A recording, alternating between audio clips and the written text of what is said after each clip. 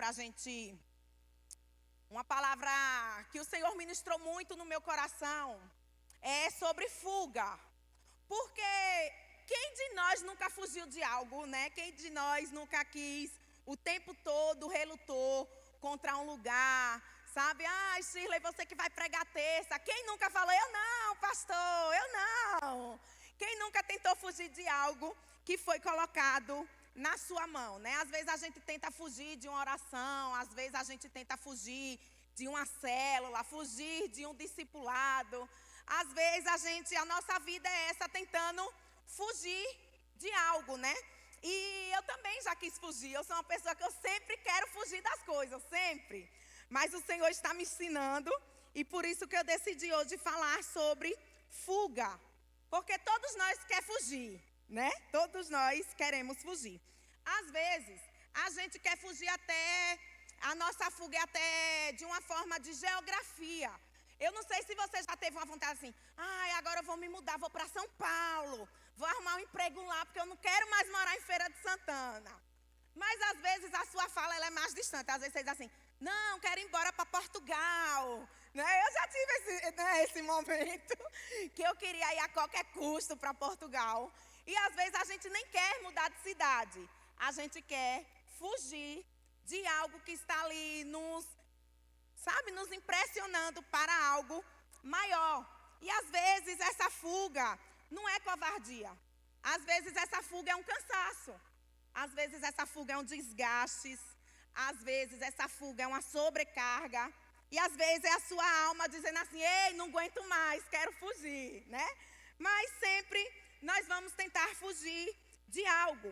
Porque às vezes nós não estamos mais suportando aquela situação mesmo que a gente está enfrentando, um momento difícil que a gente está vivendo, uma dor, uma doença, e às vezes a gente está o tempo todo ali, às vezes a gente quer fugir, né? Então a nossa mente, como o bloqueio, ela diz assim, fuja. A nossa mente diz assim, abandone. A nossa mente diz assim, entregue. A nossa mente diz, você está muito cansado, é melhor você parar. Sabe, ai, para de fazer essas coisas. Quem nunca, gente? Quem nunca quis fugir até mesmo de trabalho?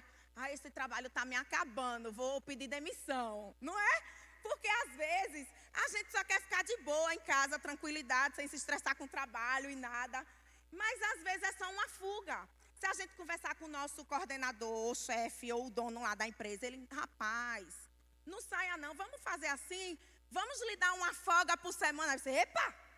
Uma folga por semana melhorou, né? Porque às vezes o patrão vai dar um jeitinho ali para dizer, pere, você só está cansado, a gente pode ver uma possibilidade, você pode descansar, né?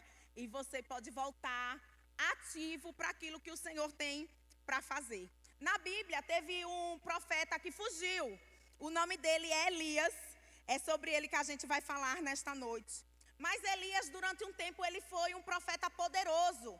Ele, em uma guerra, matou 400 profetas de Baal. Ele enfrentou, ele matou, ele foi, destruiu todo mundo. Mas, durante um tempo, ele fugiu apenas com medo de uma voz de uma mulher, de Jezabel. Então, às vezes, não é nem o tamanho da nossa luta, né? Não é nem o tamanho do que vamos enfrentar. Às vezes, é o desgaste que diz, ei, pare, né? Ei, fuja. Fugir é mais fácil. Fugir, o seu cérebro sempre vai dizer assim, ei, fuja, né? Ei, fuja. E todo mundo já passou por um momento que nem esse. E tem horas que a gente diz assim, meu Deus, não estou aguentando mais mesmo, né? Queremos abandonar tudo, queremos entregar mesmo os pontos. E todo mundo já passou por um momento que nem esse. Elias também enfrentou, ele estava pensando, os pensamentos de Elias levaram ele para a caverna. Porque a Jezabel falou assim para ele, Elias, para ele não, né? Ficou zum, zum, zum na cidade. Porque foi assim, minha gente, contar para vocês essa história. Elias, ele pegou, reuniu os profetas de Baal e falou assim, vamos ver qual Deus vai responder primeiro, né? E olha só como pareceu que Elias, ele teve um pouco de deboche nisso. Elias pegou e falou bem assim, os deuses de Baal lá, fazendo a prece, que eu nasci em um lar cristão, então não conheço muitos nomes de deuses. Mas vamos supor, tinha lá o Deus do sol, tinha lá o Deus da lua, tinha lá o Deus da montanha, tinha lá o Deus do vento. Então ele estava cada um ali clamando para o seu Deus, oh Deus, né, faz alguma coisa. E Elias debochado, minha gente, ô Elias debochado, viu? Falava bem assim, pode ler na Bíblia, tem bem assim aí. Será que o Deus de vocês não foi beber água? Olha, será que o Deus de vocês não foi no banheiro? Olha, gente, para o Elias. E aí chegou um tempo que Elias disse assim, meu Deus, eu vou clamar ao meu Deus, e esse povo precisa ver os teus milagres acontecer, Pai. E aí o Senhor mandou um fogo, recebeu todo o sacrifício de Elias. E aquele povo que era incrédulo falou assim, eita, esse homem serve a um Deus vivo mesmo, viu? O Deus dele responde. E ali Elias ficou muito conhecido por essa ação, por esse milagre, né? E às vezes a gente pensa assim, meu Deus, foi eu mesmo, né? Quantas vezes a gente ora por cura, que não é a gente, é Deus que faz, amém? Mas a gente, eita Deus, agora me usa em cura, agora. Não é? Menino, ninguém mais me para, ó. E nem é nós, é Deus que faz. Então Elias ficou ali, vivendo aquilo ali. Mas quando acabou essa luta, ele fugiu para a caverna. Né? E às vezes a nossa caverna é um lugar de dor, é um lugar de medo, é um divórcio que enfrentamos. Às vezes é uma doença que a gente ainda não sabe um diagnóstico. Mas vários motivos nas nossas vidas nos leva para a caverna. Às vezes é o cansaço mesmo. Sabe quando às vezes você quer dar o seu melhor e está aparecendo em sua volta que parece que tudo que você faz é errado, só está dando ruim, só está dando errado, não está dando certo. Ninguém gosta daquilo que você está produzindo. Aí você, vou abandonar tudo, vou para a caverna. Porque às vezes a gente fica, de fato, esperando esse reconhecimento do homem. Mas a gente tem que esperar esse reconhecimento que vem de Deus. Mas às vezes essa falta de reconhecimento nos leva para a caverna. E Elias enfrentou isso, né? Mas Elias também entrou na caverna com a motivação do coração errada. Ele entrou assim, vou entrar para reclamar. Vou entrar na caverna para murmurar. Vou entrar na caverna, não vai dar nada que preste nessa caverna, mas eu vou entrar. Com a motivação do coração dele errada. Porque não tem problema em você dizer assim, ó, ei, descansa, passa 30 dias descansando, mas depois volta da caverna. Porque não tem problema nenhum. Nós estávamos ali agora numa reunião e o pastor Neto falou assim, Shirley descansou 40 dias. Ó, na reunião falando de minhas férias, viu? Mas não tem problema no descanso. O problema está em nós querer fazer da caverna a nossa moradia. Em a gente dizer assim, não, agora eu vou morar na caverna, vou trazer minha mudança para aqui, para a caverna. Porque o descanso, se você for estudar mesmo o descanso, até os médicos recomendam que é bom para o seu corpo, que é bom para as suas emoções, que é bom para o seu cérebro, que é bom para os seus pensamentos. Tu conhece uma pessoa que nunca descansou na vida? Às vezes a pessoa até acha que é uma coisa assim bonita. Nunca descansei, eu não tiro férias. Já tenho 20 anos, não sei o que é férias na minha vida. Se achando, é ruim. O corpo humano precisa desse descanso. Porque quando a gente volta do descanso, a gente diz assim, meu Deus do céu, voltei nos meus 40 dias de férias. Agora eu vou ganhar todo mundo para Jesus. Não é, a gente não volta assim, meu Deus, voltei. E aí tem o que para me fazer já aqui na igreja? Que a gente já volta assim com gás total, né? E dizendo assim, eu entendi que o descanso acabou e eu preciso voltar ativa, né? Voltar ativa. Porque às vezes esse lugar da caverna, ele é um lugar cômodo. Ele é um lugar bom, sabe? Ele é um lugar assim, como, Shirley? Bom, olha, presta atenção. Quando alguém diz assim para você, ei, Karine, vamos botar Karine. Karine, vem orar aqui domingo pela intercessão. Olha como é confortável a caverna. Eu não sei orar. Acabou o argumento. Não é confortável? Ei, Michele, vem pregar domingo aqui. Eu não sei pregar, tem muita gente visitante, eu vou ficar nervosa. É um argumento legal ou não? É muito confortável. A gente acaba com várias coisas. Eu não sei. As pessoas não vão entender. Eu tenho sotaque. Minha voz é chata. Não. E não falta desculpas na caverna. Não falta desculpas quando nós estamos na caverna. Mas às vezes o que era para ser uma pausa se transforma em uma paralisia. Né? A gente para ali, a gente não avança mais, a gente não quer mais nunca fazer nada, porque a gente achou esse lugar confortável e a gente fez disso uma paralisia. E como alguns de vocês já me conhecem, eu gosto de parecer inteligente. Eu trouxe algumas palavras que quer dizer também paralisia. Olha só. Invalidez, dormência, estagnação, entrevação e mortificação. Olha o tanto de palavra que significa a palavra paralisia. É tudo ruim. Que mortificação, gente? No meu pensamento é uma pessoa que está morrendo. A mortificação. Então as palavras, se você for parar para pensar mesmo, é tudo palavra ruim. Nós temos que ter cuidado para a gente não vir fazer disso espiritualizar. Dizer assim, Deus me mandou descansar. Tá, Deus te mandou, mas os 40 dias ele tem fim. Né? Os dias do descanso, ele tem uma pausa. Ele precisa ser encerrado. Porque você agora vai passar a vida todinha descansando? Não é? Então, precisa ter essa volta. E às vezes a pessoa diz assim, estou esperando Deus mandar eu voltar. E Deus, ei, meu filho, não, de hoje que eu estou te esperando tu voltar, olha. Né? Deus diz assim, ei, eu mesmo não, de hoje que eu estou esperando tu voltar. Porque às vezes a gente quer botar também até a culpa lá, né? Em Deus. E o que o Senhor quer é uma vida de movimento, é uma vida ativa, é uma vida com Ele, né? Porque o desejo do Senhor, de fato, é nos tirar da caverna, né? E eu não sei se vocês estão acompanhando. Agora, recente, essa está fresquinha. Descobriram a cura para a paralisia. Quem viu isso? Ô, Eric, a primeira, aquela cruzinha assim. Olha aí. Ela chama proteína de Deus. Alguém ouviu isso na internet? Gente, uma cientista brasileira, o nome dela é Tatiana, ou Tatiane, um desses dois. Ela descobriu essa proteína que liga algo que estava desligado, passa a se tornar ligado. E olha que interessante o nome proteína de Deus. E olha também que interessante o seu formato de cruz.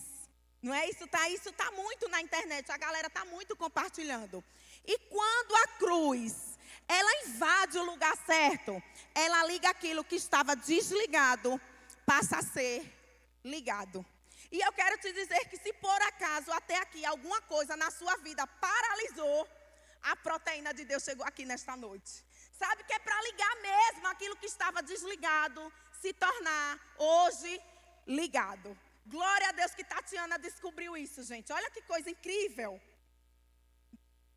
Coisa incrível, né? Porque a cruz, ela constrói, a cruz, ela faz esse caminho. E a cruz dá essa liga. Nós não podemos fazer da nossa dor um lugar confortável. Deus está te dizendo nesta noite, ei, sai da caverna, porque a proteína chegou. Nós vamos ler hoje em 1 Reis 16, 36, que diz assim: a hora do sacrifício, o profeta Elias colocou-se à frente do altar e orou: ó Senhor Deus de Abraão, de Isaque, de Israel, que hoje fiquei conhecido que tu és Deus de Israel. Eu sou o teu servo, o que fiz todas essas coisas por tua ordem. Responde-me, ó Senhor, responde-me, para que esse povo saiba que tu, ó Senhor, és o Deus que fizeste o coração dele voltar para ti.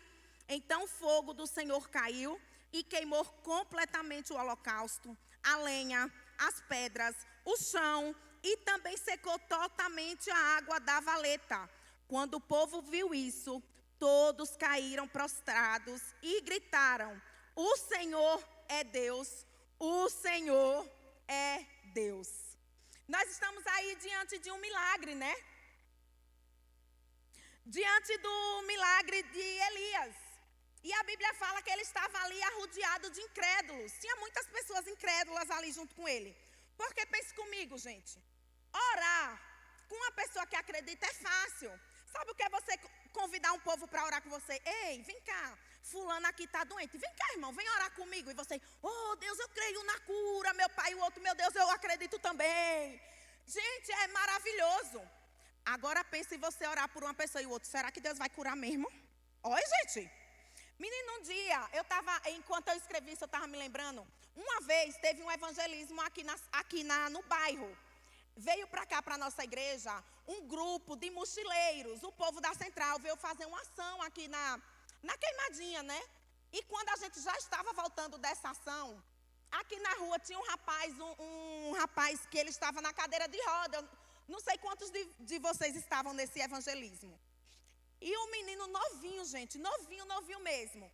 O menino disse assim, eu vou orar, e eu sei que Deus vai curar, você vai levantar, e eu não sei o quê. E uns diziam assim, eu creio. Minha gente, olha, Deus me perdoe, pai. Mas naquele dia eu fiquei assim, meu Deus, será que esse homem vai levantar mesmo? Gente, é horrível. É horrível você orar e ter uma pessoa, será que vai? Olha, sangue de Jesus, meu pai. Foi eu, gente. Eu estava assim, meu Deus, que fé desse menino de 16 anos. Gente, porque a Bíblia manda que a gente ora, porque quem faz não é a gente não, é Deus. Só que às vezes, não mintam, que aqui todo mundo é crente. Quem aqui tem coragem de chegar um cadeirante aqui e vir orar por cura? Levanta. Só Maria. Obrigada, Maria. Porque ninguém tem, gente. Por quê? Porque a gente acha que é nós. Vai levantar. Que a gente acha que é a gente. Mas eu não estou achando vocês errados, não. Que eu não sou essa pessoa que eu disse, que eu estava lá. Será, meu Deus? Menino e um homem, vai curar. O aleijado vai andar. E eu, Jesus, será, meu pai? Menino e o povo, e os outros, glória, vai mesmo. Sabe o que eu fiz? Eu falei, eu vou sair daqui porque às vezes a minha incredulidade não vai deixar o paralítico andar. Eu vou para a igreja. Aí eu vim sozinha para aqui para a igreja. Vim sozinha, vim. Cheguei aqui, o pastor Neto. Filha, terminou. Eu falei, não terminou não. Mas o menino está orando por um paralítico lá, pastor. E eu fico duvidando, então eu preferi sair de lá. Aí o pastor, sangue de Jesus, menina incrédula. Aí eu disse, pastor, mas não estou mentindo não, foi verdade. Aí o menino orou, gente, orou. O rapazinho orou. Aí quando ele chegou aqui, o pastor Neto já sabia, né, da história. Aí ele falou assim, e aí, Deus me perdoe, pai, que eu estou lembrando disso agora. E aí o menino andou, aí o menino disse, o rapazinho disse assim, não andou não, mas eu fiz a minha parte que é orar. O menino disse assim, olha, ele não andou não, mas eu fiz a minha parte que é orar. Sabe por quê? Porque tem uma pessoa aí, que eu não sei agora, não vou lembrar o nome. Eu não sei se foi... Oi, meu pai, aquele avivalista. Eu vou falar John Wesley, mas eu não sei se foi ele não, tá? O John Wesley, ele falou assim, olha, eu orei tanto, mas para me ver um milagre acontecer. Foi 1000 vezes que eu orei por alguém para me ver uma cura. Mas já pensou se eu tivesse desistido na primeira oração? Gente, 1000 oração ele fez para que ele presenciasse uma cura. Mas já pensou ele tivesse desistido na primeira oração? Isso é muito poderoso, porque às vezes a gente diz assim, Deus me livre que eu não vou orar. E às vezes é essa oração que vai curar aquela pessoa que está na sua frente. Hoje em dia a gente vive mais essa cultura aqui na nossa igreja da oração. Hoje em dia a gente é desafiado, né? Todos os treinamentos que a gente recebe aqui profético na igreja, a galera diz assim, se você vê alguém de moleta, é a oportunidade que Deus está lhe dando de você orar por cura. Se você vê alguém doente com enxaqueca, é a oportunidade que Deus está lhe dando para você orar por cura. E a Bíblia diz, ore que eu faço. O Deus diz assim, ei, ore que eu faço. Faça a sua parte que eu faço a minha.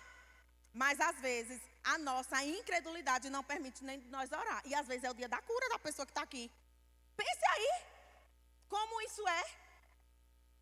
Isso é muito sério. Então Elias estava ali no meio de pessoas incrédulas. Mas estava dizendo assim, Senhor, eu creio que o Senhor vai fazer. Gente, só tinha ele que acreditava. E o Senhor fez. E a Bíblia diz que depois que Elias fez, o povo diz, eu acreditei nesse Deus, aí agora eu vou servir a ele. Menino, o povo ficou cheio de fogo, sabe? Meu Deus, eu creio. Agora eu fiquei crendo que o Senhor vai fazer. A Bíblia diz que aquele povo que era incrédulo passou a crer no Deus que Elias servia.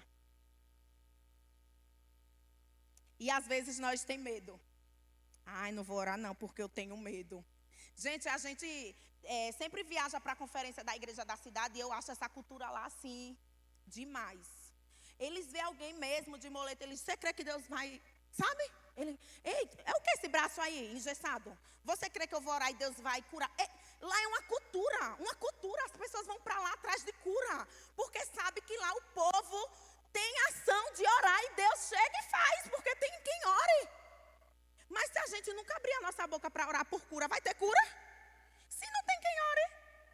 Então a gente precisa trabalhar e acreditar no sobrenatural que o Senhor continua fazendo. O Senhor, Ele continua fazendo. Agora dá para acreditar que um homem desse, que viveu isso, a Jezabel falou assim, ei, em 24 horas eu vou matar você, Elias. E ele foi correndo com medo. Dá para acreditar que é a mesma pessoa que nós estamos falando? Um homem cheio de fé, que o Senhor trabalhava na vida dele fazendo milagres. Dá para acreditar que ele teve medo de Jezabel? Parece até que nós não estamos falando da mesma pessoa. E olha, a Jezabel, ela era a esposa do rei daquela cidade. E ela que trouxe a idolatria para aquela cidade ali. E ela tinha uma ação, ela tinha um espírito que ela intimidava os profetas. Que até hoje na igreja às vezes é espírito de Jezabel. É aquele espírito que quer te intimidar, que não te apoia, sabe? Aqui vocês não sabem qual é não, porque aqui nós não tem, amém? Aqui nós só tem gente que motiva, que diz, olha, você vai conseguir. Ei, Sheila, tu tá tremendo hoje, mas vai ser o teu melhor dia hoje.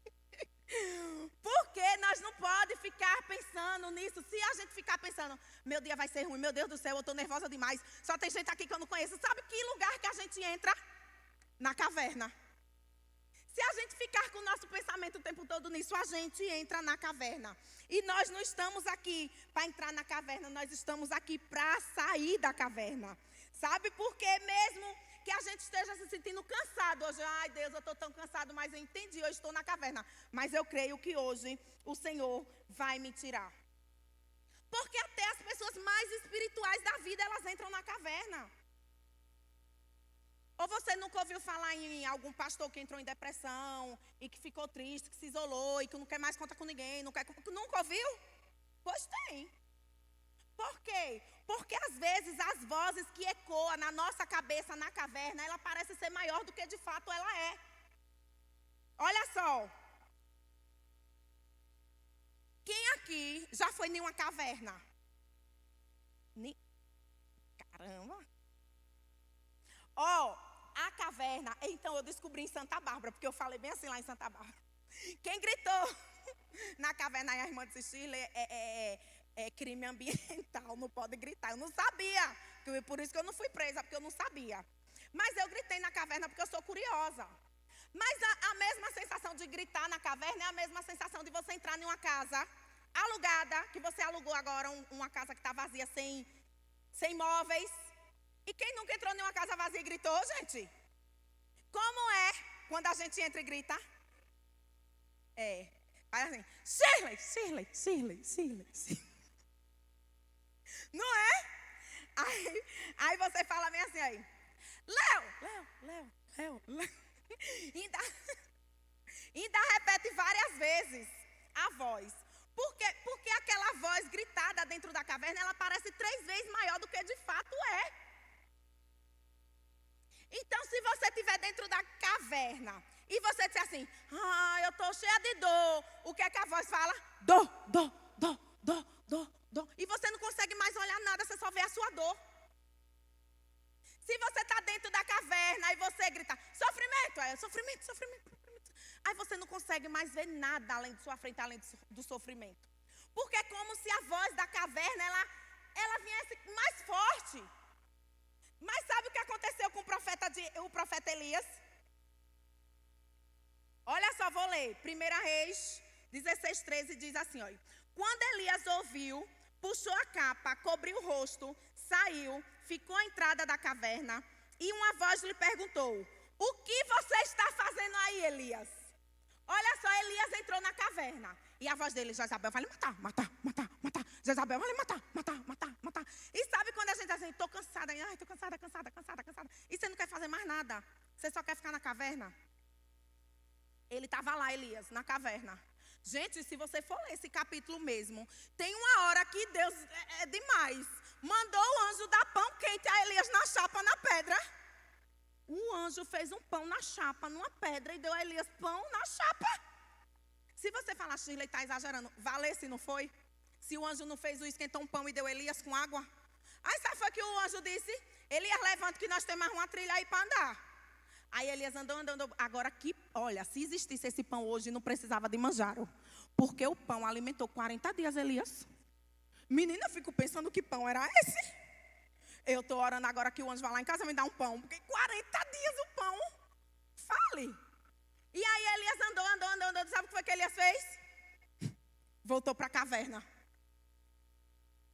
E agora, da segunda vez, sabe quem foi lá tirar Elias da caverna? O próprio Deus.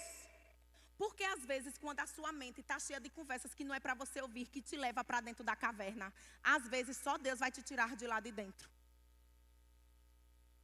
Só Deus, às vezes, vai te tirar de dentro da caverna.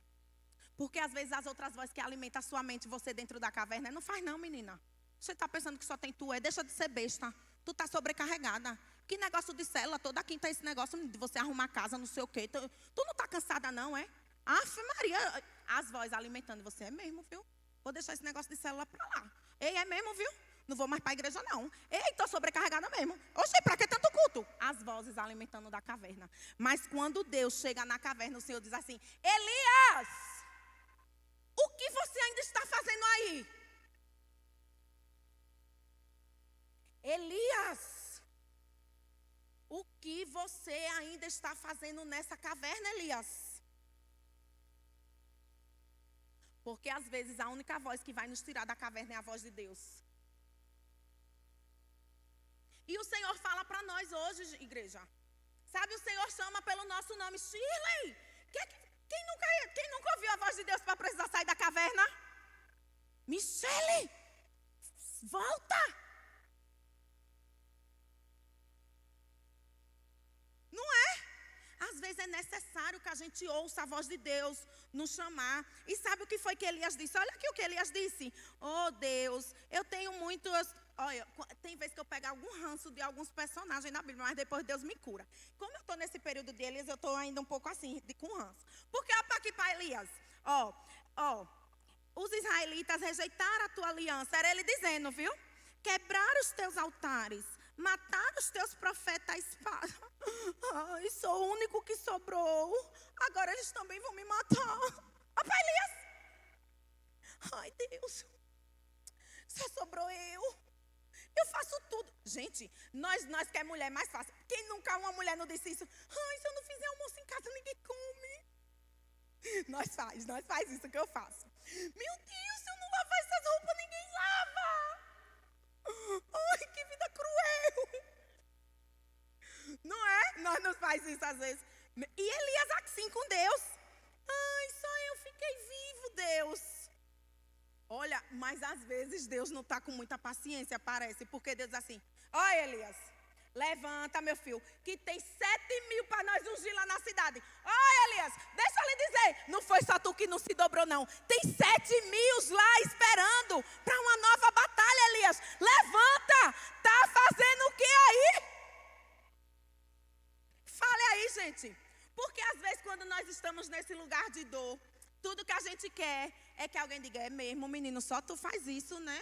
Não sei como você está aguentando. Não é? Às vezes a gente quer que a pessoa diga isso. Eu não sei como você não está aguentando. E Elias, e Deus, ei Elias, levanta. Né? Levanta, Elias, levanta. E eu acho poderoso isso.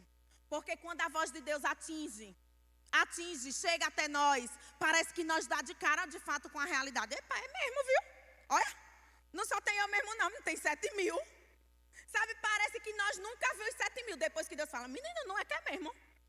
Olha, tem 7.000 esperando por mim. Rapaz, e eu acho isso lindo, né? Tem uma menina que ministra lá no Encontro com Deus. E ela fala sobre a lente dos óculos. Às vezes a nossa lente está presa só na nossa dor, a lente dos nossos óculos está focada só para aquilo. Às vezes a nossa lente está só no cansaço, às vezes a nossa lente está só no vitimismo. E às vezes é necessário que nós digamos: Senhor, me faz eu olhar com a tua lente. Porque parece que nós estamos andando, e parece que nós só enxergamos nossa dor, nosso sofrimento, nossos traumas, sabe, nossas lutas, nosso cansaço, nosso desânimo. E quando nós falamos assim: Senhor, me ajuda a olhar com as tuas lentes, o Senhor fala: então se levanta, porque tem 7.000 ainda para a gente ganhar para Jesus. Ei, levanta, porque a queimadinha está cheia de gente que a gente precisa ainda ganhar para Jesus. Ei, se levanta que eu preciso de você na missão. Está fazendo o que aí ainda, Elias, nessa caverna?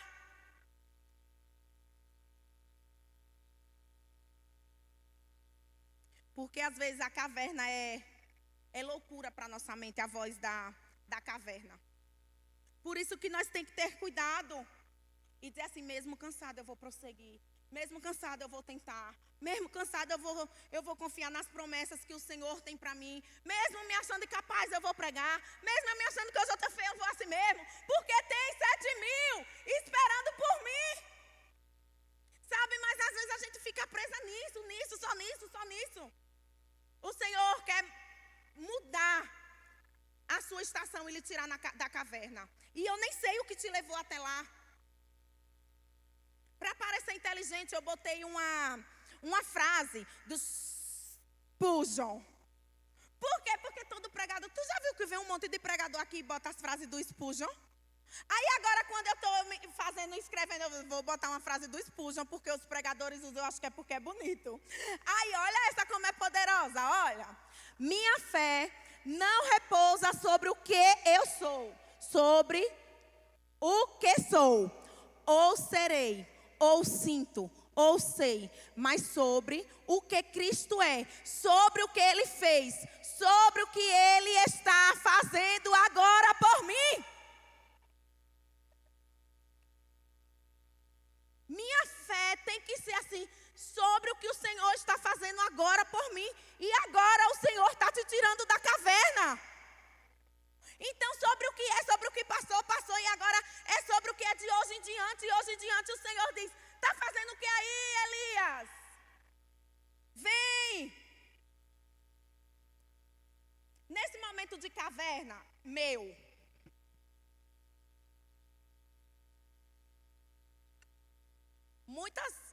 muitos traumas já me levaram para a caverna. Ai, meu Deus, só essa igreja e meus líderes aqui sabem o tanto de vezes que eu já fui parar nas cavernas. Deus, eu não quero, não é para mim, eu não sou capaz, eu não consigo. Vai. E muitas vezes eu decidi acreditar no que o Senhor vai fazer de agora em diante na minha vida. Sabe? Porque todos os dias a caverna ela vai te convidar a entrar. Todos os dias você vai se sentir cansado, desanimado, sem força para ler a Bíblia, sem força para orar. Todos os dias a caverna vai te convidar para habitar lá dentro. Mas todos os dias você vai dizer: hoje eu decido dar um passo para fora da caverna. Nem que o seu passo seja um passo por dia. Você diz: opa, hoje eu dei um passo para fora da caverna. Sabe? Opa, hoje eu dei um passo para fora da caverna. Opa! E quando a gente vê, a gente vai estar fora da caverna porque a gente decidiu ouvir a voz da verdade, que é Cristo, a voz que ecoa sobre nós, sabe? E se você não estiver conseguindo sair da caverna, mas você sabe que você está lá, peça ajuda. Chegue em alguém e diga: Mi, estou precisando tanto sair da caverna. Menina, minha vida espiritual está morrendo. Ô, Mi, me ajuda. Sabe, eu estou falando mim, mas pode ser eu também. Eu vou dizer: ô, irmã, vou lhe ajudar. Que dia a gente pode, porque eu mesmo às vezes não posso. Mas a gente vai tentar um dia que a gente pode. Ei, Fernanda, o que é que eu posso fazer para... Você tem como me ajudar a sair da caverna? Pastor André, tem como me ajudar a sair da caverna? Wesley, tu tem como... Sabe? Porque às vezes a gente pode pedir para alguém nos tirar da caverna. E os irmãos estão dispostos a lhe ajudar. Porque mesmo que a mentira de Satanás tenha vindo no teu ouvido 1000 vezes, 1000 vezes na mentira. Você é incapaz, você não vai, você não consegue, você não avança. 1000 vezes. Uma verdade de Deus vai mudar toda a sua história. Uma vez que você se deparar com a voz da verdade de Cristo, vai mudar todo o seu destino. Uma vez que alguém te disser assim: ei, Shirley, você é corajosa, mudou a história da minha vida. Às vezes nós precisamos ser boca na vida de alguém. Boca de Deus, dizer: você é corajosa, você consegue. Ei, você não é incapaz não, isso é o diabo que está dizendo. Mas Deus diz que você é corajosa. Os céus estão abertos sobre essa igreja. E os céus diz que nós vamos vencer as cavernas. Nós vamos sair porque nós acessamos a voz de Cristo, que é a voz que vai nos tirar de lá de dentro. Olha só. A Bíblia fala: conhecereis a verdade. Não parece que às vezes o nosso olhar está preso só na mentira que o diabo conta para nós? Mas quando a verdade chega, não parece que faz assim, nós não conseguimos ver mais nunca a mentira? Vou contar um exemplo. Ô, me dá esse capote meu aí. Um exemplo na prática, tá? Olha, na prática é esse. Presta atenção para vocês não perderem. Eu não vesti porque não quero contar. Olha aqui.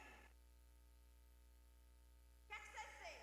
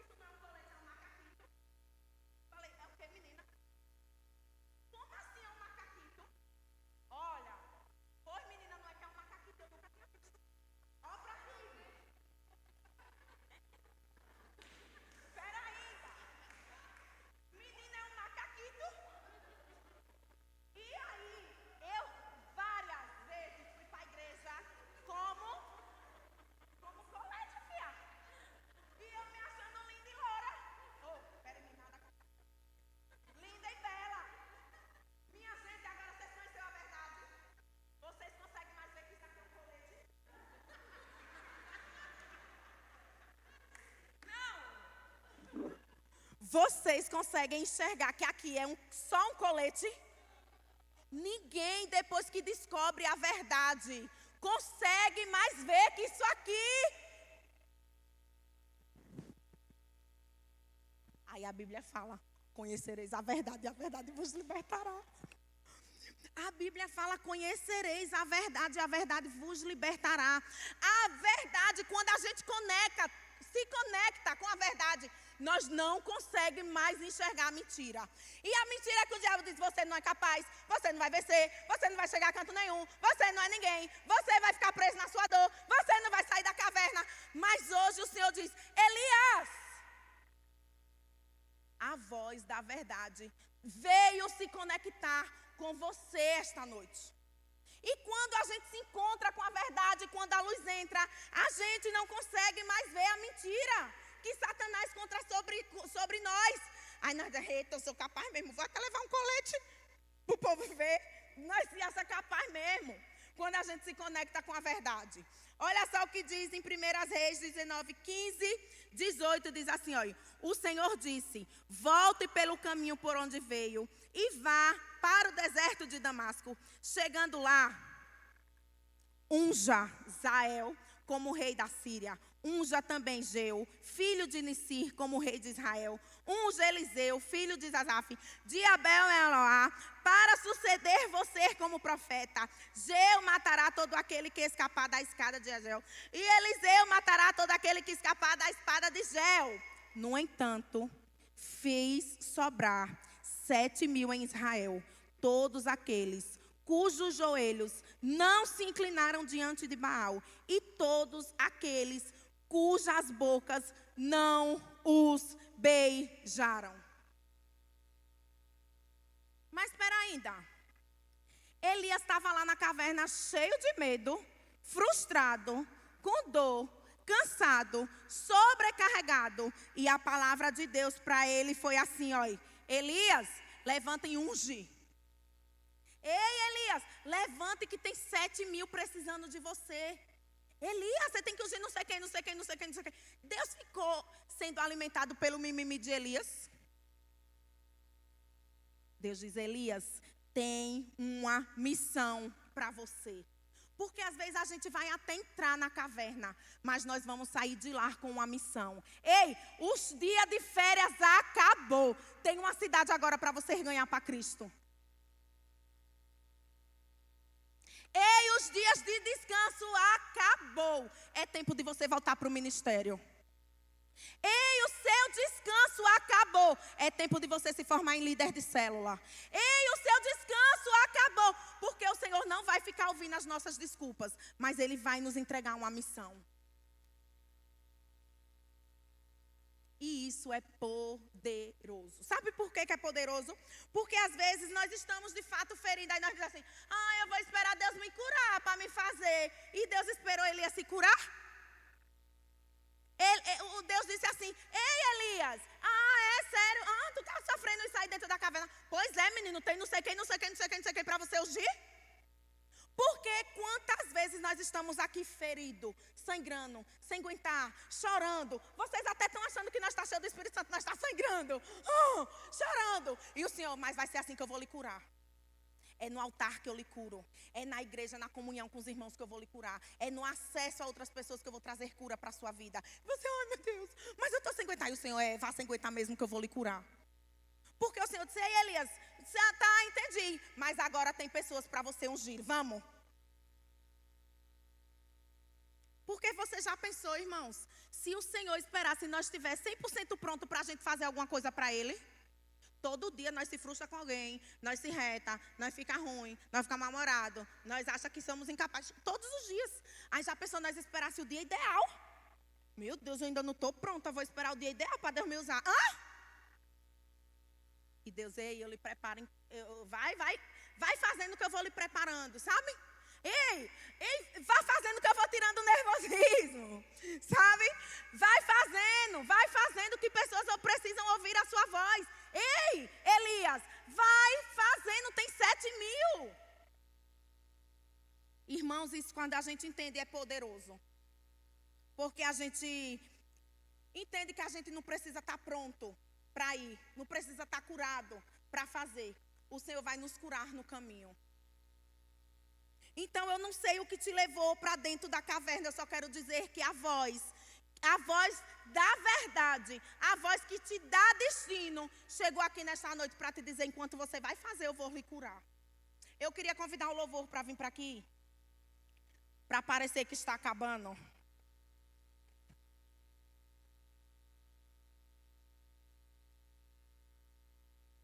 E eu sei que, pode ficar em pé, igreja, enquanto eles chegam, né?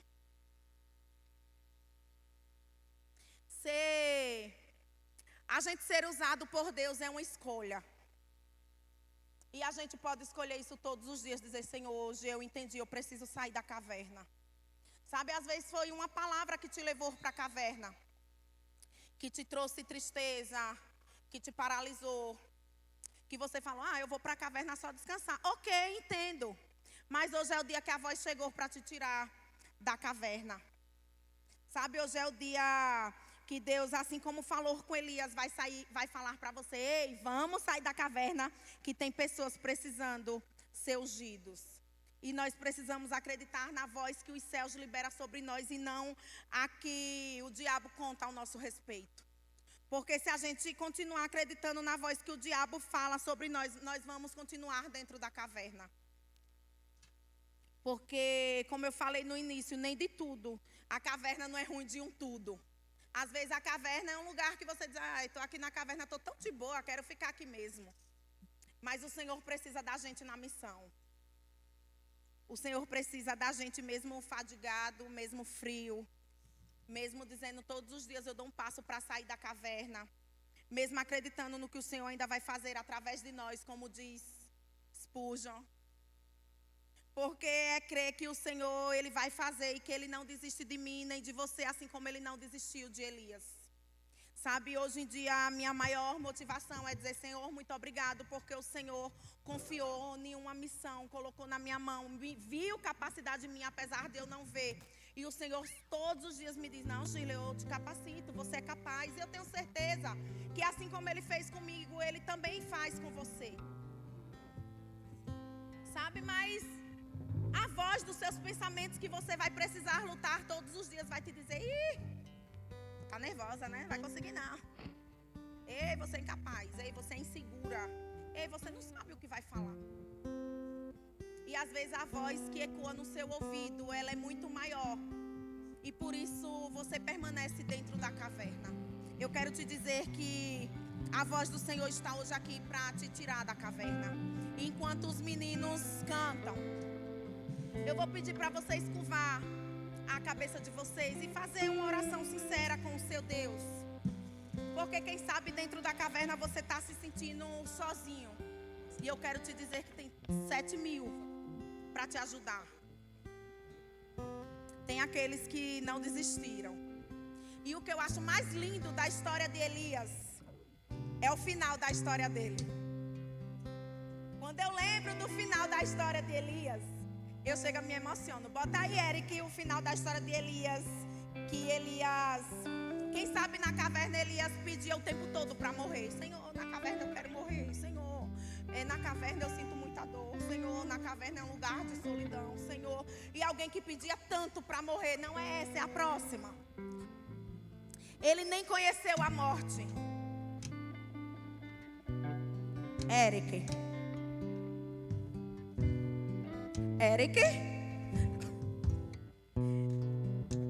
Não, deixa pra lá, Eric. Ele foi arrebatado, hein? Ele foi arrebatado numa carruagem de fogo. Quem sabe às vezes nós na caverna pedimos tanto a morte. Senhor, eu quero morrer na caverna. E às vezes a sua missão vai ser tão incrível que você nem vai ter acesso à morte. Sabe, a história de Elias é lindo. E eu escrevi uma frase para encerrar essa pregação. Deus não escreve finais comuns para pessoas extraordinárias. Deus não escreve finais comuns para pessoas extraordinárias. Eu tenho certeza que o final da sua história o Senhor ainda está escrevendo. E daqui para lá você pode caminhar com Ele nessa missão e dizer: Senhor, eu entendi. Eu vou sair da caverna para ungir. Senhor, eu entendi. O Senhor vai me levantar, Pai, para eu salvar, através de mim, a minha família ser salva. Senhor, eu entendi que a missão não acaba na caverna, que o Senhor ainda tem muito para fazer. Tem 7.000 me esperando, Deus. Quem sabe vai ser através da sua oração, através dos seus movimentos, através da sua música, através da sua liderança. Quem sabe você vai ser o melhor sacerdote da sua casa e você vai ter toda